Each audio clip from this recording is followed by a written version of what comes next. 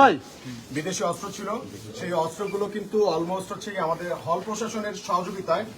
এই অস্ত্রগুলো সরিয়ে ফেলা হয়েছে, আপনারা দেখেছেন। তো কোনো না কোনো ভাবে ওই সকল জঙ্গি গোষ্ঠীর সাথে আমরা মনে করছি এই সকল প্রভোস্ট বা হল টিউটর এদের সাথে সম্পৃক্ততা আছে এবং অতি দ্রুত তাদেরকেও বিচারের আওতায় নিয়ে আসতে হবে যদি তারা কোনোভাবে এটা প্রমাণ হয় যে তারা এখানে প্রত্যক্ষ পরোক্ষভাবে সহযোগিতা করেছে।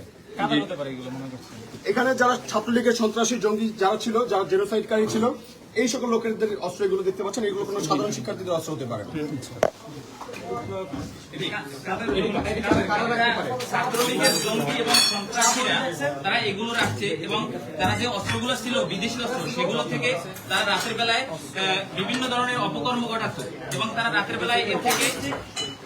ধ্বংসাত্মক কর্মকাণ্ড জঙ্গি কর্মকাণ্ডের সাথে যুক্ত ছিল এবং তারা মানবতা বিরোধী অপরাধ গণহত্যা তাদেরকে আন্তর্জাতিক ট্রাইব্যুনালে বিচার না করা হলে ছাত্র সমাজ কোনোভাবেই আসলে শহীদরা শহীদ হয়েছে তারা কোনোভাবেই তাদের আত্মা শান্তি পাবে না। আমরা চাই আমাদের শহীদ ভাই বোনেরা যারা 2-3 হাজার মানুষ শহীদ হয়েছে, এটা আসলে আমরা কল্পনা করতে পারি না। আমাদের একজন প্রধানমন্ত্রী ছিলেন, সে কিভাবে এত হাজার হাজার মানুষ হত্যা করে, সে অবৈধভাবে ক্ষমতায় থেকে হাজার হাজার মানুষ জেনোসাইড করে সে কিভাবে পালিয়ে গেল।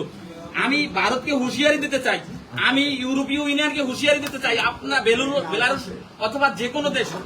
দেশ আপনারা তাকে স্থান দেবেন না। আপনারা যদি স্থান দেন, ইংল্যান্ড স্থান দেয় নাই, ইংল্যান্ড স্থান না দিয়ে কি করেছে, তারা মানবতার পক্ষে কাজ করেছে। মানবতার বিপক্ষে কোনো দেশ কাজ করবেন না, তাকে বাংলাদেশে নিয়ে এসে তাকে অবশ্যই সর্বাত্মক শাস্তি দেওয়া হবে। সে আমার ভাইয়ের রক্ত নিয়েছে, সে আমাদেরকে হুমকির মধ্যে রেখেছে, সে আরো 2 দিন সময় চেয়েছিল সেনাবাহিনীর কাছে। সে হাজার হাজার সে লক্ষ মানুষ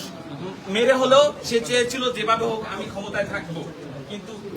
বাংলাদেশের মানুষ এটা মেনে নেয়নি। আপনারা আপনাদের অনুরোধ করছি ওকে হচ্ছে একদম বন্দি করে রাখা হয়েছিল এবং ও অনেক চেষ্টা করার পর ওকে হচ্ছে ওর বাবা মা উদ্ধার করতে পেরেছে এবং ও এখন আমাদের মাঝে ফিরে এসেছে এবং দেখতে পাচ্ছেন ওর মাথা ফাটিয়ে দিয়েছে এবং ওকে কিন্তু অনেক মারা হয়েছে এবং শুধু ও না, আপনারা তো দেখেছেন আমাদের অনেক ভাইদের খুন করা হচ্ছে এবং অনেক শিক্ষার্থীদেরকে আহত করা হচ্ছে এবং আমরা প্রত্যেকের বিচার নিশ্চিত করার জন্য আজকে এই লড়াইটা